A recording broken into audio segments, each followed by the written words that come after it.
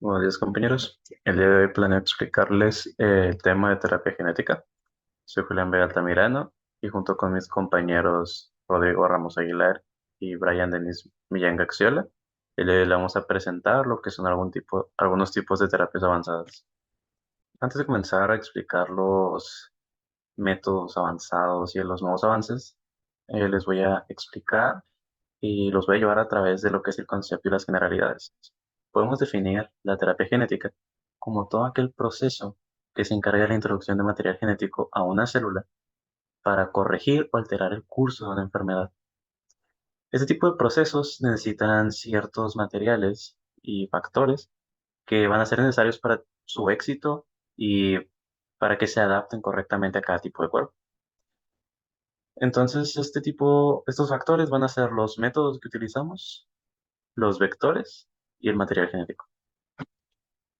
Antes de comenzar con la parte más intricada del tema, solo quería aprovechar para comentar que en realidad, a pesar de que la terapia genética sigue siendo un nicho de investigación, en realidad tiene muchos años de haber sido investigada y hay terapias genéticas aprobadas.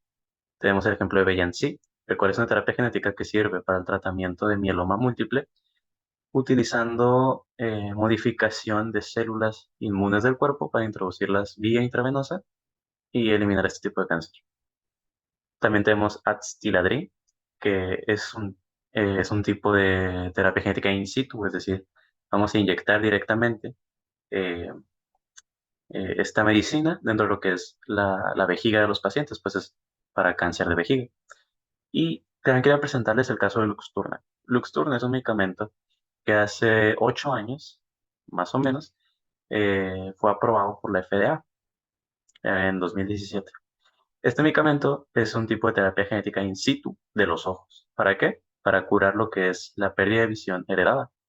Luxturna nos demuestra que la terapia genética, a pesar de ya alcanzar la etapa de poder producir medicamentos, aún requiere de investigación para optimizarse, pues debido a los procesos que requiere la aplicación de este medicamento, cuesta 800.000, $500, me parece. Entonces, no es para todo público. También quería mencionarles que el contexto actual de lo que es la terapia genética. Tenemos los países que tienen más casos o más ensayos de investigación clínica, donde Estados Unidos está dominando por más de la mitad y China es el país que le sigue. También tenemos las enfermedades en las que están más enfocadas los protocolos de investigación, que viene a ser el cáncer, que está por mucho más de la mitad, y algunas enfermedades monogénicas. Luego tenemos lo que son los tipos de genes que hay protocolos de investigación. Generalmente se encargan de transmitir o de modificar lo que son receptores. También citoquinas, que son señalizaciones celulares, antígenos, los productos externos al cuerpo que entran a nuestro sistema y una gran variedad de factores tumorales y de crecimiento. Tenemos lo que son los vectores más utilizados, que son los adenovirus, los retrovirus, plásmidos, lentivirus, pero sin embargo, valga la redundancia, tengo que mencionar que a pesar de que los vectores virales son más utilizados, la investigación se está enfocando cada vez más a vectores no virales, solo que al ser estas investigaciones preclínicas no cuentan dentro de estas estadísticas. Ahora vamos a hablar de lo que son los tipos de manipulación genética. Aquí tenemos una imagen muy buena, pues que ejemplifica los dos tipos de manipulación más importantes, que son los in vivo y los ex vivo. El in vivo se refiere a todo tipo de manipulación genética que se lleva a cabo dentro del cuerpo. El ex vivo se refiere al tipo de manipulación genética que se va a llevar a cabo fuera del cuerpo. Es decir, si nosotros extraemos algún tipo celular del cuerpo, lo modificamos y lo introducimos de nuevo al cuerpo humano, este va a presentar un tipo de modificación llamada ex vivo. El in vivo sería si metemos material genético a través de vía intravenosa o en un sitio específico u órgano específico. A esto se le llama in situ. También tenemos un tipo de manipulación genética por las células que se utilizan, que son somáticas, es decir, células normales del cuerpo o germinales, células embrionarias. Toda modificación genética dentro del humano se hace en células somáticas. ¿Por qué? Porque por debates bioéticos se ha definido que es ilegal y no está permitido utilizar células embrionarias para cualquier terapia en humanos. Podemos modificar los embriones de ratones y de animales, pero no en humanos. Esto se terminó de una forma más severa en 2018, cuando un científico de China modificó a un par de gemelas in vitro para evitar que se contagiaran del VIH que tenían sus padres. Eh, no se sabe cuál fue el resultado de esta investigación, pues han pasado apenas 4 años. Sin embargo, dio hincapié a un debate muy importante en cómo llevar a cabo las terapias. Ahora vamos a hablar de métodos de introducción de ADN. Esto es lo general. Se va a dividir en dos: vectores virales y no virales. Esta división recae en que los vectores virales van a utilizar la capacidad natural de los virus de entrar a la célula y, y transferir material genético al núcleo.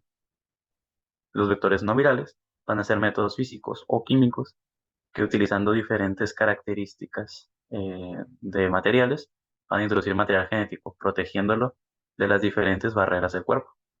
Porque al final de cuentas, la utilidad de un vector es proteger el ADN que queremos introducir dentro de la célula, haciendo uso de diferentes materiales que van a evitar que las barreras y las enzimas del cuerpo degraden este material genético. Antes de pasar a explicar cada uno, solo quería decir que cada vez hay más actualización de los vectores. Entonces, los vectores virales, a pesar de mantenerse pues un poco iguales, no hay mucho cambio porque son parte de la naturaleza. Los vectores no virales están en constante actualización. Tenemos los vectores químicos y los vectores físicos. Los vectores físicos se van a basar más en utilizar características físicas de la célula o de mecanismos físicos tecnológicos que nos puedan ayudar a introducir material genético, como lo son las pistolas de genes, las microinyecciones, las electroporaciones, y actualmente uno más nuevo es utilizar nanomateriales magnéticos para introducir ADN a células específicas. También tenemos los métodos químicos que pueden abarcar lo que son puntos cuánticos, que son cristales eh, con características ópticas específicas, nanomateriales de metal generalmente, y sistemas basados en lípidos, que son los más importantes actualmente. Ahora vamos a hablar de los métodos de introducción en los vectores virales. Tenemos los adenovirus. Estos son virus que pueden transportar grandes cantidades de información y fácilmente entrar al cuerpo. Su desventaja es que generalmente causan reacciones inmunes que pueden ser muy ligeras, pero por la cantidad de adenovirus que tenemos que usar para introducir ADN, pueden llegar a causar la muerte. Este tipo de adenovirus se utilizó para crear una de las vacunas de AstraZeneca para el COVID. Tenemos los lentivirus, que son más nuevos. Se utilizan para introducir información genética, ahora que todos. Tiene un mecanismo parecido al de los retrovirus que explicaremos más adelante. Tenemos los adenovirus. Los virus asociados a adenovirus son virus con estructuras parecidas a los adenovirus, solo que no producen una, una respuesta inmune. Esto le da muchas ventajas. Sin embargo, las desventajas es que no puede transportar mucho material genético y que son muy difíciles de crear. Luego tenemos los retrovirus. Estos serían ideales. ¿Por qué? Porque fácilmente e indetectablemente pueden meter su información al sistema inmune, a cualquier célula, solo con la condición de que esta célula tiene que estar reproduciéndose en mitosis. Pueden meter una porción de ARN que se transforma en ADN y va a entrar al núcleo y se va a seguir esparciendo alrededor de las células de forma muy efectiva. Su desventaja es que puede llegar a, el posicionamiento del ADN es al azar, el retrovirus puede llegar a posicionarse en genes muy importantes y causar enfermedades, como fue el caso de 1990, donde a 12 pacientes que se les trató la inmunodeficiencia severa combinada por deficiencia de adenosina aminasa, de 12 pacientes desarrollaron leucemia 5 años después de recibir la terapia. Luego tenemos los herpes virus, que igual que todos los virus son ideales para manejar material genético. Sin embargo, su ventaja más importante es que lo hacen hacia los nervios. Son muy enfocados a los nervios porque ahí es donde ellos viven dentro del cuerpo humano.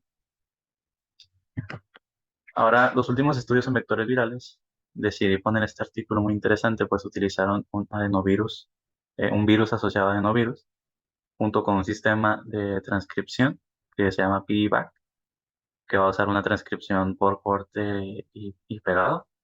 El punto es que, utilizando el vector asociado a adenovirus, lograron inducir una enzima de la insulina humana dentro de lo que es el páncreas de ratones con diabetes tipo 1, son ratones no obesos. Entonces, combinaron esta enzima junto con el vector adenoviral y lo metieron en ratones. Al principio esto no funcionó, sin embargo, al agregar el sistema de transcripción, que es uno que nos permite meter más información genética, lograron hacer que estos ratones recuperaran sus condiciones metabólicas normales y que lograran una normoglicemia. Ahora, hablando de vectores no virales, voy a centrarme en lo que son los vectores basados en lípidos, es decir, utilizando las características químicas de los lípidos, estos vectores eh, pueden proteger a lo que son el material genético y evitar que se degrade, al igual que las nanopartículas, que son un nicho muy nuevo y y que ha explotado ahora en día. ¿Por qué? Bueno, porque se utilizaron para lo que es el desarrollo de las vacunas de ARN mensajero para COVID. Utilizando nanopartículas lipídicas, lograron introducir un ARN mensajero con el nombre de BNT162B2 al núcleo de la célula, lo que le permitió saber de antemano qué proteínas expresar para luchar contra el COVID. Entonces, si no hubiera habido una investigación en nanopartículas lipídicas, no hubiéramos podido introducir este material genético. Lo importante es que con este descubrimiento se logró pues terminar una pandemia a nivel mundial pues en básicamente un año. Ahora vamos a hablar de otro disruptor de las ciencias biológicas moleculares, que es el CRISPR-Cas9. Este se ganó un premio Nobel en 2020 y en lo que consiste es utilizar un sistema de defensa que tienen las bacterias contra los bacteriófagos. Tienen lo que son espacios palindrómicos que pueden ser reconocidos por una proteína asociada a estos complejos proteínicos, cortan estas secuencias palindrómicas de nucleótidos y pueden evitar que el ADN del bacteriófago se introduzca en la bacteria. Sin embargo, nosotros, al descubrir esto, vimos la posibilidad de utilizar una RNA para cortar espacios específicos que decidan los investigadores y tener dos opciones: insertar un gen nuevo, un gen que nosotros queramos, o eliminar una mutación. Ahora, antes, a pesar de que esta tecnología tiene años investigándose, hasta hace unos meses, en agosto de 2023, se aprobó la primera terapia utilizando CRISPR-Cas9, que es una terapia contra la beta-talasemia, una enfermedad que provoca anemia falciforme y no permite una unión correcta de la hemoglobina, provocando una situación hipóxica para los pacientes. El punto es que con CRISPR-Cas, introduciendo un gen específico, lograron elevar lo que es la hemoglobina fetal, lo que le permite tener una vida totalmente normal a estos pacientes. Ahora quiero hablar de un concepto muy importante, que es la terapia genética dirigida o la medicina de precisión. Este es una forma nueva de llevar la medicina que ha estado siendo muy apoyada por institutos farmacológicos muy importantes como el Roche, que propone una nueva visión de la medicina, en la que vamos a utilizar la información genética de los pacientes para ofrecer estudios y prevenciones específicas a su grupo poblacional y a sus predisposiciones genéticas. Aquí es donde entran las ciencias ómicas, como la metabolómica, la proteómica y la genómica. La genómica siendo el estudio de los genes de los pacientes, todo su genoma completo. La proteómica, sus proteínas, cómo está de enzimas y así. Y la metabolómica, su perfil metabólico. Esto nos da nuevas perspectivas, pues podemos aplicar estas ciencias en lo que es la creación, uno, de nuevos medicamentos y dos, de nuevas terapias dirigidas a un paciente con la capacidad de protegerlo y prevenirlo de enfermedades genéticas para las que pudiera estar predispuesto. Esto nos propone un modelo futuro de llevar la medicina en la que el médico, además de curar, puede ayudar a prevenir en un nivel mucho más avanzado del que tenemos actualmente las enfermedades que pudiera presentar un paciente. Aquí en el artículo de de la medicina de precisión nos da un ejemplo de embriones en fertilización in vitro a los que se les puede hacer diagnósticos prenatales o estudios prenatales, saber cómo viene antes de nacer, detectar sus enfermedades raras al nacimiento o estudiar su predisposición a enfermedades. En el caso de que la predisposición y la prevención no hayan funcionado, tener las herramientas para tratar enfermedades raras y genéticas, eh, sabiendo de antemano cómo se compone su biología en su totalidad. Entonces, con más de 3.000 protocolos en fase uno, protocolos clínicos, con decenas de miles de protocolos eh, y estudios preclínicos en cada uno de los aspectos que acabo de explicar de la terapia genética todavía tiene muchísimo que avanzar, hay mucho camino que investigar y sin embargo ya tenemos también, aparte de los medicamentos con más de una década de aprobación y, y las nuevas terapias genéticas aprobadas, tenemos la oportunidad de ver más de un protocolo en fase 4, es decir, todavía siguen llegando eh, nuevas disrupciones y protocolos de medicamentos que nos van a permitir luchar contra enfermedades raras de una forma más apropiada utilizando genética. Tenemos el ejemplo de Italia, patrocinado por Novartis, que hizo un medicamento intravenoso genético para tratar pacientes pediátricos con atrofia musculoespinal. Y en el caso de China, que actualmente está usando genes relacionados a la proteína P53 o supresora de tumores para atacar lo que son los tumores malignos en la tiroides. Entonces, eso sería todo por mi parte. Muchas gracias y buenas noches. Bueno, y continuando el tema, yo les hablaré de dopaje genético. Y el doping genético es definido como el uso no terapéutico del material genético, a fin de aumentar el rendimiento atlético. Este tiene su origen en la terapia genética, ya que aunque el propósito no es el mismo, en las técnicas de dopaje genético también se transfiere el material genético a las células del organismo de destino. En los últimos años se ha estudiado los códigos genéticos que se utilizan en algunas proteínas con el fin de tratar enfermedades, pero últimamente ha tenido mucha incidencia en lo que es el deporte. Y este dopaje genético consiste en la inserción de genes artificiales que producen un determinado ARN, permitiendo la síntesis de proteínas. Algunos afirman que su aplicación en el deporte mejora el rendimiento y contribuye a obtener ventajas sobre otros competidores. Los genes artificiales son introducidos en el organismo de diversas maneras, cada uno con sus propias ventajas y desventajas, empezando con la terapia genética, la cual implica la introducción de unas copias sanas de un gen en las células de una persona para corregir un defecto genético o bien para mejorar un rasgo en particular. Esto puede realizarse utilizando un virus que haya sido modificado para aportar el gen deseado. En la terapia genética se ha utilizado en humanos para tratar ciertos trastornos genéticos como la fibrosis quística y la distrofia muscular. También tenemos la modificación epigenética, que implica alterar la forma en que se expresan los genes sin cambiar la secuencia real del DNA. Por ejemplo, modificando las etiquetas químicas como los grupos metilo adheridas al ADN. Esto es posible activar y desactivar genes, lo que puede afectar el rendimiento deportivo. Después tenemos la edición de genes. Esta implica el uso de herramientas moleculares como el CRISPR-Cas9 para editar con precisión la secuencia de DNA de un organismo. La edición genética podría utilizarse para mejorar el rendimiento deportivo mediante la introducción de mutaciones beneficiosas o eliminación de las dañinas. Después tenemos la transferencia de genes, que implica la transferencia de genes de un organismo a otro. Por ejemplo, al transferir genes para un mayor crecimiento muscular de un toro a un humano, lo que puede ser posible mejorando el rendimiento atlético.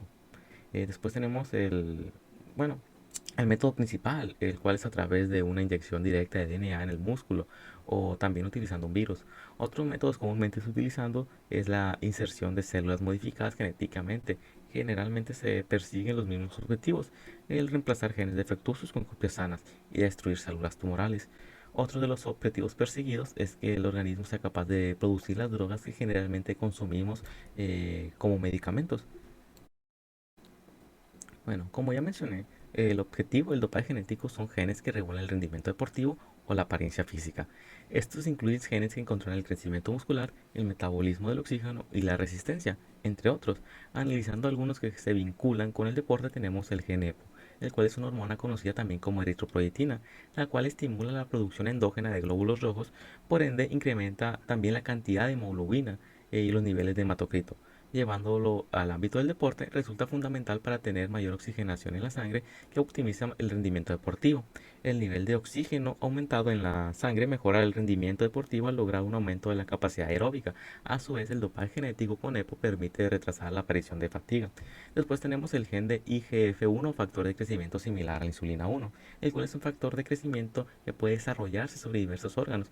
Puede inducir el crecimiento de algún órgano que se haya sometido a una producción localizada de esta sustancia. Este gen tan común en el dopaje genético es también conocido como factor de crecimiento muscular. Ha sido estudiado en pacientes con enfermedades musculares degenerativas como la distrofia muscular, arrojando como resultado un incremento de la fuerza. La razón de este incremento de la fuerza es la hipertrofia muscular provocado por este gen. Después tenemos el gen BEGF, que el cual es el factor de crecimiento endotelial vascular. Los estudios realizados con este gen demuestran un incremento en la producción de nuevos vasos sanguíneos en enfermedades arteriales periféricas. Una hormona proteica que contribuye a elevar los niveles de este gen es la leptina. Esta hormona tiene grandes efectos en la regulación del peso corporal y el peso y el metabolismo. Y los niveles de leptina le informan al cerebro la cantidad de energía almacenada regulando el apetito. Esta misma actuación también se ejerce a nivel muscular y el aumento de la producción de vasos sanguíneos causado por este gen eleva el flujo sanguíneo al corazón, también llevando el flujo de sangre a los pulmones y músculos, entre otros. Este incremento provoca un retraso en la aparición de la fatiga. De este modo o de esta manera, algunos podrían considerar el dopaje genético con este gen útil para deportes de resistencia como son los corredores de maratones. Y tenemos la miostatina, la cual actúa como regulador negativo del crecimiento del músculo esquelético, y una pérdida en la función de este gen sería útil en pacientes con distrofia muscular, pero una vez más podría ser utilizado por los deportistas para aumentar su musculatura. Y bueno, para contribuir a esto, cabe mencionar que en junio del 2004 se publicó una prestigiosa revista, la cual describía una mutación genética en humanos que eliminaba la producción de la molécula llamada miostatina, la cual hablé anteriormente, y la supresión desde la síntesis de la miostatina, como mencioné, supone un notable desarrollo muscular y fortaleza. En esos momentos corrían rumores de que un campeón europeo de levantamiento de pesas tenía esta mutación codificada en sus genes. También está otro ejemplo, que era un esquiador finlandés, que al igual que el resto de su familia tenía una mutación genética que causaba una respuesta excesiva a respuesta excesiva a la eritropoyetina, y por lo tanto da un lugar a unas cifras extraordinariamente elevadas de hematíes, las células sanguíneas transportadoras de oxígeno, lo que daba como ventaja ante sus competidores una destacada resistencia. De hecho, otros miembros de su familia también destacaron en otras modalidades deportivas por su resistencia. Y lo cierto es que las nuevas prácticas de dopaje que se emplean actualmente han aparecido como consecuencia de los avances de la medicina clínica, del mismo modo que la eritropoyetina aportó un enorme beneficio a los enfermos renales crónicos y después fue utilizada para aumentar la resistencia en los deportistas. La futura amenaza del dopaje genético para aumentar la fuerza física parte también de las investigaciones destinadas al tratamiento de otras patologías como la distrofia muscular, un grupo de trastornos caracterizados por debilidad muscular progresiva y la pérdida del tejido muscular. Las técnicas que regeneran músculo pretenden aumentar su resistencia y protegerlo de la degradación. De este modo, con la terapia genética se podría, mediante la introducción de un gen sintético al paciente, promover la fibrilación durante años a partir de la síntesis de cantidades elevadas de sustancias que participan en la histogénesis muscular. Este tipo de terapia con capacidad potencial para transformar la vida de personas de edad avanzada y las que sufren distrofia muscular podría facilitar también el desarrollo muscular de los atletas que no han tenido la suerte de heredar esos genes. Pero bueno, ahora mencionando lo que es la transferencia genética, la cual estrictamente hablando, la transferencia genética es la incorporación en una célula de un gen o fragmento de material genético de manera artificial. Este procedimiento se puede realizar de diferentes formas. Entre los métodos de aplicación debemos de distinguir la transferencia ex vivo, cuando los genes se transfieren a las células de cultivo extraídas del individuo y son reincorporadas posteriormente al organismo, y la transferencia in vivo, cuando los genes se transfieren directamente al sujeto de estudio por vías intravenosa, intramuscular o intradérmica. Por ejemplo, una variante de esta última modalidad es la transferencia in situ, si el tratamiento se realizó directamente de un órgano en particular. Desde un punto de vista teórico se puede elaborar distintas estrategias de acuerdo con los objetivos que se persigan. La transferencia más común y más simple consiste en la inserción génica, es decir, la introducción de las células tratadas de una copia de un gen normal Esta técnica también es conocida como terapia de aumento génico por el efecto que producen. En la práctica son muchas las dificultades para aplicar con éxito la mayor parte de estas estrategias. El resultado obtenidos hasta ahora han sido mucho más modestos de lo que uno en un principio esperaba. Y el procedimiento estándar más utilizado incluye de modo muy esquematizado los siguientes pasos: la identificación, aislamiento y amplificación del gen que va a ser utilizado para la transferencia, la extracción y cultivo in vitro de las células de interés y la transferencia del gen al interior de las células mediante un vector. El gen transferido debe llevar alguna secuencia promotora que permita su expresión y debe también ir acompañado de algún marcador que permita identificar las células a las que se ha incorporado. A continuación se transfieren las células seleccionadas con el gen incorporado al sujeto en espera de que ejerza la función fisiológica esperada. Uno de los pasos cruciales que mayores problemas ha planteado hasta ahora ha sido la selección del vector adecuado para la transferencia génica.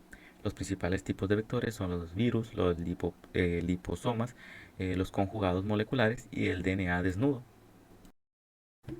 Bueno, y a continuación les traigo un video de cómo es que se miraría este proceso. Como les mencionaba, los genes no pueden inyectarse sin más. Estos ocupan de un vehículo para transferirse un gen exógeno al individuo. Un virus, por ejemplo, el cual es modificado genéticamente e introducido a la corriente sanguínea del individuo. Este virus está hecho de material genético, como se puede ver ahí, recubierto con una capa protectora. Estos tienen sistemas especiales de detección que les permite localizar su objetivo en el organismo infectado. Por ejemplo, en este caso pueden ser células sanguíneas o células musculares, como se verá. Eh, Posterior a esto, se fusionan con las células e introducen en ellas su propio material genético, como se puede estar viendo. Este material genético viral accede al núcleo de la célula receptora con la que se fusiona y lo reprograma, como se verá.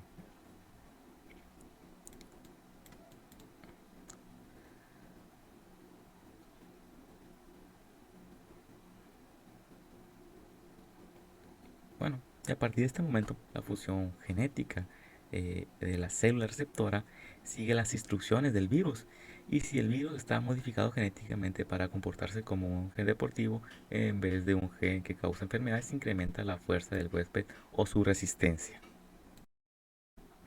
Es importante señalar que el dopaje genético está actualmente prohibido por la mayoría de las organizaciones deportivas debido a preocupaciones éticas y de seguridad.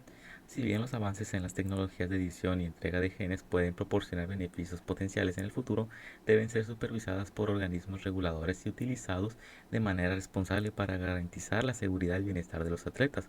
Generalmente los métodos de detección de dopaje genético se pueden dividir en dos categorías: los métodos de detección directa y los métodos de detección indirecta. El método de detección directa es el mismo que el método convencional de detección de dopaje por drogas y se basa en la detección directa de sustancias prohibidas o sus metabolitos en nuestra fisiología. Los métodos de detección indirecta tienen como objetivo medir o monitorear las respuestas del cuerpo causadas por la entrega y la expresión de transgenos o agentes dopantes genéticos. Cuando el dopaje genético detectado es idéntico a productos de la expresión endógena o ciertas sustancias que pueden metabolizarse rápidamente, el método de detección indirecta puede ser una buena opción. Sin embargo, varios factores como la edad, el sexo, el origen étnico e incluso las respuestas inmunitarias inducidas por infecciones virales naturales pueden complicar la interpretación de los resultados o aumentar el riesgo de falsos positivos. Por lo tanto, los métodos directos siguen siendo una opción popular para desarrollar diversos métodos eficaces de detección de dopaje genético. Y bueno, es importante mencionar entre los métodos de detección del dopaje genético al método típico de PCR, en el cual, a diferencia de los genes naturales, el dopaje genético generalmente utiliza DNA completo o ADN-C, donde las uniones exón-exón pueden ser objetivos únicos para diferenciarlos de los genes inherentes. La tecnología de detección por PCR ha sido ampliamente estudiada y recomendada por la Agencia Mundial Antidopaje o AMA debido a su predicción y reproducibilidad. En el ámbito del dopaje genético, la PCR se ha utilizado con éxito para detectar genes modificados y la AMA sugiere el uso de sangre completa como muestra de la cual extraer el DNA para la detección de transgenes mediante la PCR cuantitativa. Diversas tecnologías cuantitativas de detección del dopaje genético basados en PCR han sido reportadas utilizando diferentes material de partida, ya sea sangre total, plasma y orina. Y el sistema de PCR, por ejemplo, PCR tiempo real, PCR digital, etcétera. Por ejemplo, un grupo Rider detectó dopaje genético en caballos mediante PCR cuantitativa en tiempo real, que es qPCR, utilizando dos enfoques: ligar adaptadores listos para secuenciar a productos de qPCR y ensayos de qPCR conservadores de cola. Aunque estos métodos han avanzado, aún no se ha implementado en laboratorios antidopaje acreditados debido a falta de validez. Además, muchos de estos protocolos son muy complejos y requieren habilidades especializadas y tiempo y equipo costoso además, lo que aumenta el riesgo de contaminación cruzada. El futuro de la detección del dopaje mediado por PCR se debería de centrar en ciertos enfoques, por ejemplo, mejorar la sensibilidad de la tecnología de amplificación para que sea más eficiente, permitir la detección de múltiples agentes dopantes en un solo análisis, reducir el tiempo necesario para la detección, identificar nuevos biomarcadores específicos, desarrollar métodos para muestras no invasivas, integrar con tecnologías avanzadas y establecer estándares internacionales para garantizar la precisión y reproducibilidad. Estos avances buscan mejorar la efectividad y confiabilidad de la detección del dopaje, contribuyendo a mantener la integridad en el deporte. Cabe mencionar que en enero del 2021, la Agencia Mundial Antidopaje, AMA, estableció pautas pioneras para abordar el dopaje genético. Estas directrices proponían un método de detección basada en la técnica de reacción en cadena polimerasa o PCR y recomendaban que el límite de detección fuera inferior a 10 copias.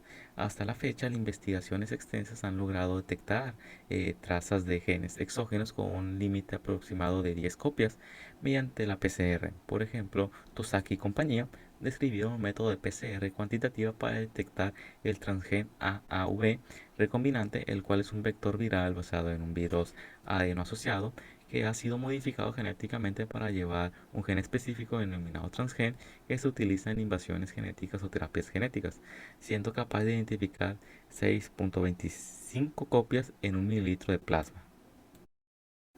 Y se han propuesto otros métodos basados en PCR para detectar el dopaje genético, como la PCR digital, la PCR en tiempo real, la amplificación isotérmica mediada por bucle, LAMP, y la secuencia dirigida de próxima generación, que es NGS.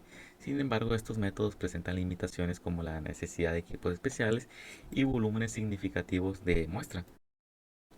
Pero pues recientemente han surgido nuevos enfoques innovadores como es el desbloqueo del reportero enzimático específico de alta sensibilidad, Sherlock, y el reportero Transcripts dirigido a la endonucleasa de ADN, Detector.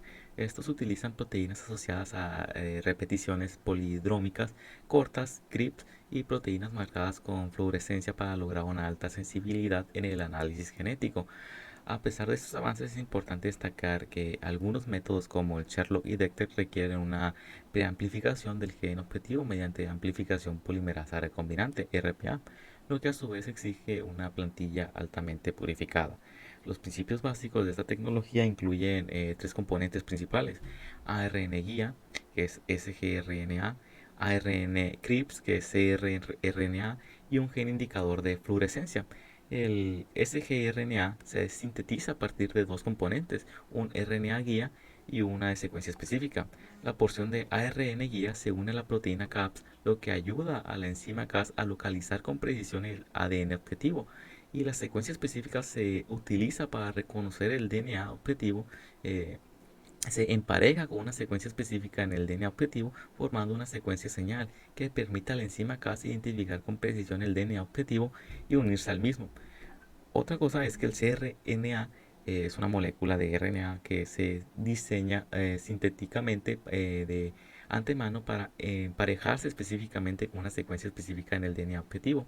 En la edición del genoma CRISPR, el ARNCR está diseñado artificialmente para guiar con precisión la actividad de la enzima Cas, permitiéndolo romper con precisión la secuencia del DNA objetivo. Y después los genes indicadores de fluorescente se utilizan comúnmente como métodos de etiquetado de la tecnología CRISPR. Combinándolo con un gen fluorescente con el gen Diana, es posible observar si el gen Diana se ha modificado con éxito. Bueno, y cabe mencionar que hace un tiempo se logró un avance significativo al desarrollar un método basado en CRISPR-Cas para evaluar el dopaje genético. Este enfoque utilizaba la tecnología CRISPR-Cas 12A y la amplificación de polimerasa recombinasa multiplexionada RPA. La RPA es una técnica que permite amplificar de manera rápida y específica el DNA o ARN de una muestra utilizando enzimas recombinasas para facilitar la formación de hélices de DNA entre las secuencias objetivos y los observadores. Este método demuestra una alta especificidad y sensibilidad, lo que hace adecuado para una detección rápida, robusta y en el lugar, o sea, in situ, del dopaje genético. En pruebas como el modelo celular se pudo detectar con éxito transgenes, además de que se implementó un chip de microfluidos de 4 plexos que permitió la detección simultánea de 3 transgenes. Además, el grupo liderado por Zoom desarrolló con éxito un sistema de escisión CRISPR-Cas9 in vitro para analizar el dopaje genético específico del sitio de eritropoyetina humana. Las capacidades superiores del CRISPR-Cas9 permitieron ensayos directos y simples y selectivos, además de sensibles. Bueno, y aquí les traigo este artículo, el cual en este artículo se desarrolló un nuevo método de detección de dopaje genético basado en CRISPR de CAPS9. El método se basaba en la utilización de dos proteínas de CAPS distintas, una proteína de CAPS9 inmovilizada en pelas magnéticas para el aislamiento de genes exógenos y una proteína de CAPS biotinilada con streptobalina o streptobadina para la detección de genes específicos. El método se utilizó para detectar la eritropoyetina humana, una hormona que, como bien mencionaba, estimula la producción de glóbulos rojos en muestras de sangre humana. La EPO es un objetivo común para el dopaje genético, ya que puede aumentar la capacidad de transporte de oxígeno de la sangre, lo que mejora el rendimiento deportivo en los deportes de resistencia, como les vengo mencionando ya varias veces.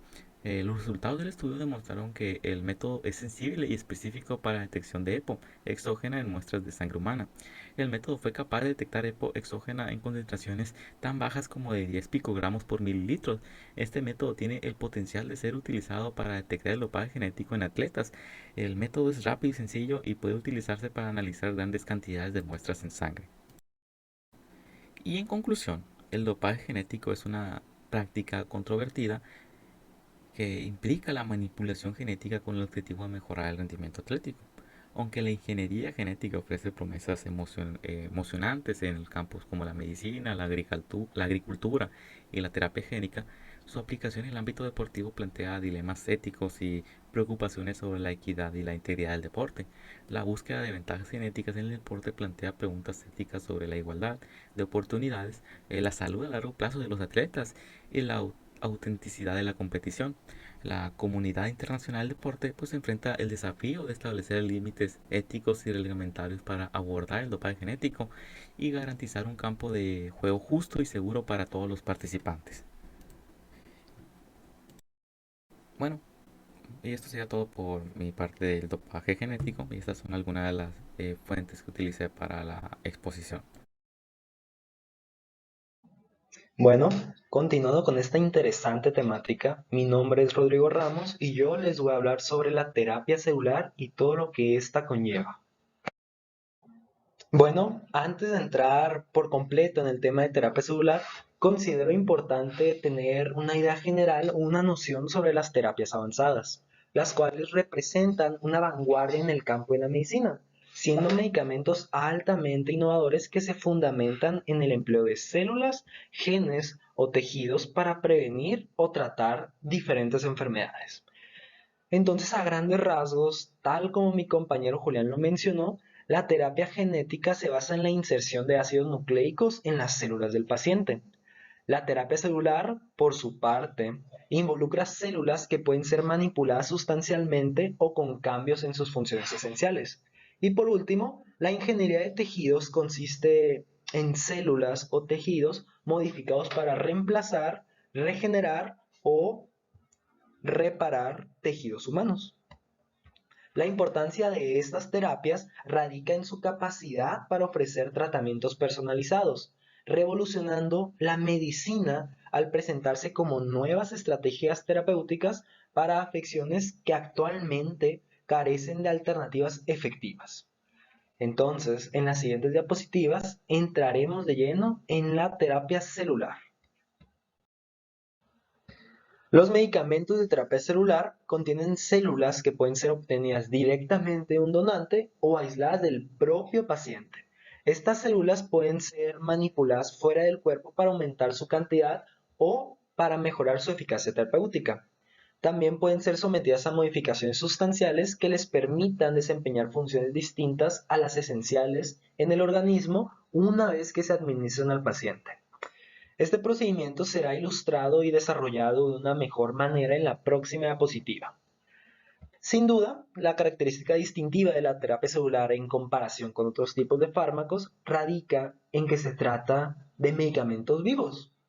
Entonces, a diferencia de sustancias químicas, las células poseen la capacidad para responder a estímulos, interactuar con el entorno, modular su acción o ser modificadas por el microambiente en el que se encuentran. Como ya lo hemos mencionado, pero realmente es muy importante dejar esto bien claro, la terapia celular es el enfoque terapéutico que implica la utilización de células como elemento para tratar o prevenir ciertas enfermedades. A continuación, ayudándome del siguiente esquema, les explicaré el proceso de terapia celular que generalmente se emplea. Empecemos por el primer paso, el aislamiento. Es aquí en donde se obtienen las células que se utilizarán en el tratamiento. Estas células pueden extraerse del propio paciente o de un donante, dependiendo de la naturaleza del tratamiento. Después del aislamiento, las células se colocan en condiciones controladas de laboratorio para cultivarlas in vitro. Este paso es esencial para obtener un número suficiente de células antes de la siguiente etapa del proceso.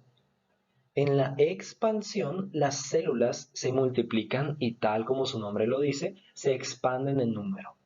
El cultivo celular se realiza para aumentar la cantidad de células disponibles para la modificación genética y eventualmente para su administración o infusión al paciente.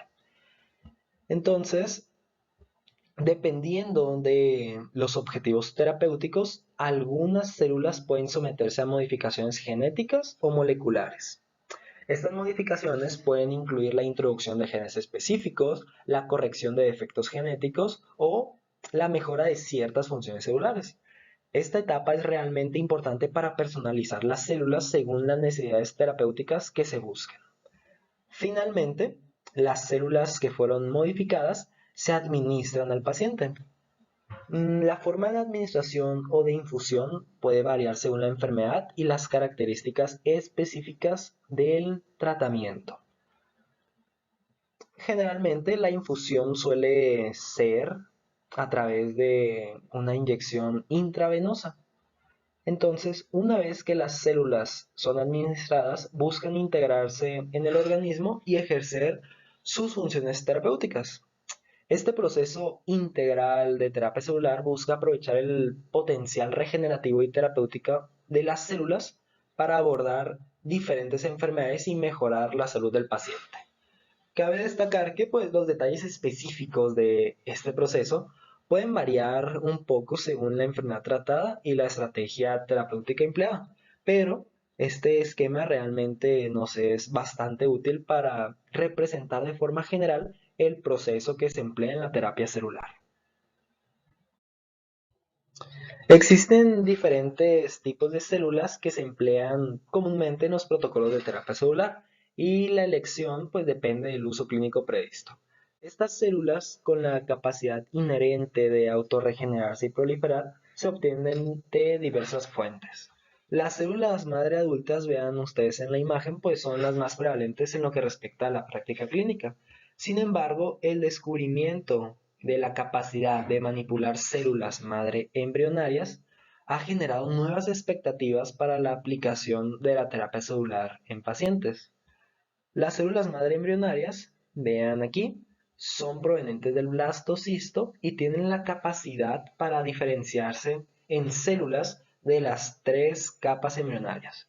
Por ende, pues en diversos órganos y tejidos a través del proceso llamado diferenciación. Aunque las terapias con estas células se encuentran en desarrollo y podemos decir que son experimentalmente novedosas, pues su uso plantea problemas principalmente en términos éticos y técnicos, en lo que respecta a la dificultad para lograr que estas células generen pues ciertos tipos de tejidos. La solución parcial de los problemas éticos se produjo con el descubrimiento de las células pluripotentes inducidas, las cuales, mediante la transferencia de algunos factores de transcripción en un laboratorio, pues pueden revertirse y adquirir un comportamiento prácticamente idéntico al de las células madre embrionarias. Entonces, las células pluripotentes inducidas, a diferencia de las células madre embrionarias, pues evitan estos conflictos éticos y pueden utilizarse autólogamente, reduciendo la necesidad de encontrar donantes compatibles. Sin embargo, su aplicación terapéutica es limitada debido a la complejidad de su generación. Por esta razón, las células madre adultas siguen siendo las más utilizadas actualmente en la gran mayoría de protocolos clínicos de terapia celular, tal como lo mencioné al principio de la diapositiva. Las células madre adultas tienen capacidad para generar células de diferentes linajes, pero en menor medida que las pluripotentes. Estas células juegan un papel fisiológico en la regeneración y la reparación de tejidos. Ejemplos notables pues incluyen las células madre hematopoyéticas, que son las responsables de la formación de células sanguíneas, además de las células madre mesenquimales, las cuales tienen la capacidad de diferenciarse en tejido óseo, adiposo y cartilaginoso. Las células mesenquimales pues están presentes en diferentes tejidos y poseen propiedades antiinflamatorias, inmunomoduladoras y reparadoras. De hecho, pues estas células madre mesenquimales pues han sido utilizadas en aplicaciones clínicas para tratar enfermedades inflamatorias, autoinmunes y participan en estrategias de reparación tisular. En esencia, las aplicaciones clínicas de la terapia celular se pueden clasificar en dos categorías principales. En primer lugar, se destaca la regeneración de tejidos. La terapia celular pues tiene un gran potencial en la medicina regenerativa gracias a la capacidad de las células madre de autorrenovarse y diferenciarse en una gran variedad de tejidos, tal como se aprecia en la imagen. Esto pues permite plantear estrategias para la reparación de tejidos u órganos dañados por diferentes afecciones. En este ámbito de regeneración de tejidos, el paradigma indiscutible es la regeneración del sistema hematopoyético. Actualmente, pues, además, existen numerosos protocolos de terapia celular enfocados en la regeneración miocárdica, en el tratamiento de la isquemia en extremidades inferiores, la regeneración ósea, del cartílago, de la córnea, de la piel y en el tratamiento de enfermedades neurodegenerativas. El segundo grupo de aplicaciones terapéuticas se orienta principalmente al tratamiento de patologías inflamatorias y autoinmunes. Esto incluye el tratamiento de fístulas perianales y rectovaginales en pacientes con enfermedad de Crohn, además de artritis reumatoides, diabetes mellitus tipo 1, enfermedad del injerto contrahuésped y más recientemente se han obtenido resultados prometedores en el tratamiento del distrés respiratorio en pacientes con COVID-19. Entonces, como ya quedamos, el trasplante utilizando células madre hematopoyéticas representa la aplicación más común de la terapia celular y generalmente se realiza a través de enfoques de trasplante halogénico. En estos procedimientos, vean en la imagen, las células madre hematopoyéticas de un donante sano se trasplantan a un paciente con una enfermedad adquirida, como la leucemia, o una enfermedad hereditaria como las inmunodeficiencias primarias. Esta práctica se lleva a cabo durante aproximadamente 70 años e implica un tratamiento previo al paciente con quimioterapia o radioterapia. Esto con el fin de facilitar la eliminación de sus propias células madre hematopoyéticas y células del sistema inmunitario, preparando así el terreno para el injerto de las células trasplantadas. En caso de pacientes con leucemia o linfoma, este pretratamiento también busca reducir al máximo la carga tumoral antes del trasplante. Posteriormente, las células saludables del donante que fueron infundidas en el paciente, pues se multiplicarán en la médula ósea del receptor, regenerando por completo todas las células hematopoyéticas, incluyendo eritrocitos, leucocitos y plaquetas. Es importante destacar que, aunque este tipo de terapia celular utiliza células madres, no se considera una terapia avanzada, ya que el objetivo principal de las células trasplantadas es cumplir la misma función que desempeñan en los tejidos del donante. Dado que el miocardio del adulto carece de una reserva considerable de células madre, no puede llevar a cabo una regeneración efectiva de los miocardiocitos tras una lesión devastadora como la que produce un infarto agudo al miocardio. Además, los pacientes que sobreviven enfrentan un riesgo significativo de desarrollar insuficiencia cardíaca en el futuro. A la vista de la poca eficacia de las opciones de tratamiento actual, surge la necesidad de otras estrategias terapéuticas alternativas a largo plazo. De este modo, el aporte de células capaces de producir una reparación cardíaca aparece en este contexto como una nueva opción terapéutica. Se ha demostrado en un ensayo clínico la viabilidad y la seguridad de la administración de células madre cardíacas halogénicas en pacientes que habían sufrido un infarto agudo de miocardio. La administración de células madre cardíacas a través de la arteria coronaria, previamente reparada por un cateterismo cardíaco, se lleva a cabo sin problemas ni eventos adversos. Entonces vean en la figura cómo las células madre cardíacas obtenidas de donantes son cultivadas en el laboratorio con el propósito de generar millones de células a partir de una pequeña muestra biopsia del donante. Este proceso permite la producción de una cantidad significativa de células suficientes para el tratamiento de múltiples pacientes. Estas células pues presentan la ventaja de poder almacenarse por periodos prolongados, facilitando su disponibilidad inmediata en situaciones de urgencia.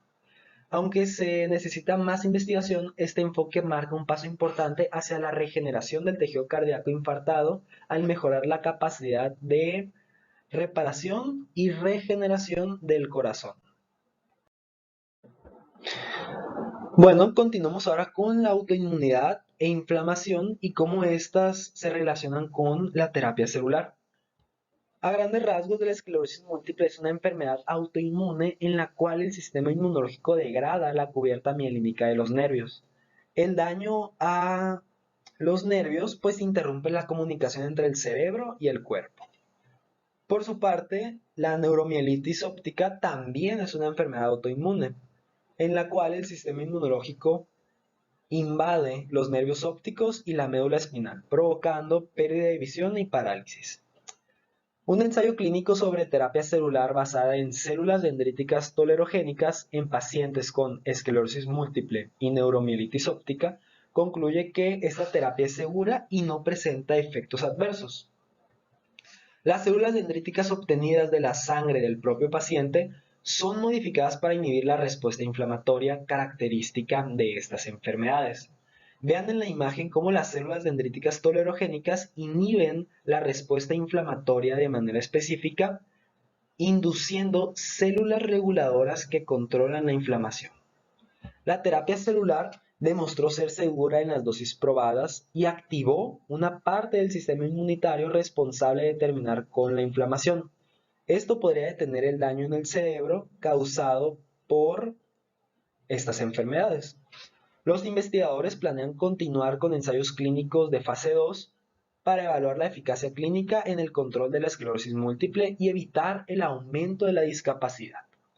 El tratamiento con las células dendríticas tolerogénicas busca modular de forma específica las defensas del paciente para frenar la inflamación causante de la esclerosis múltiple y la neuromielitis óptica sin afectar al resto de las defensas de nuestro cuerpo.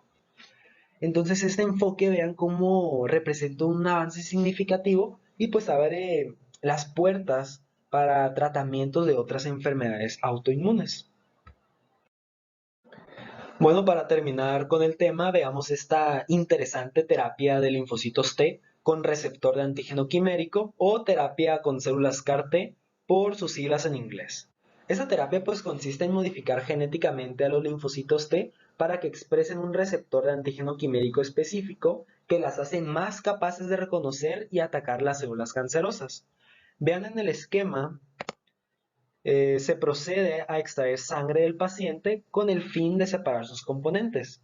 Entre estos componentes se aíslan los linfocitos T, los cuales se someterán a manipulación genética mediante la introducción de material genético para que expresen el receptor de antígeno quimérico.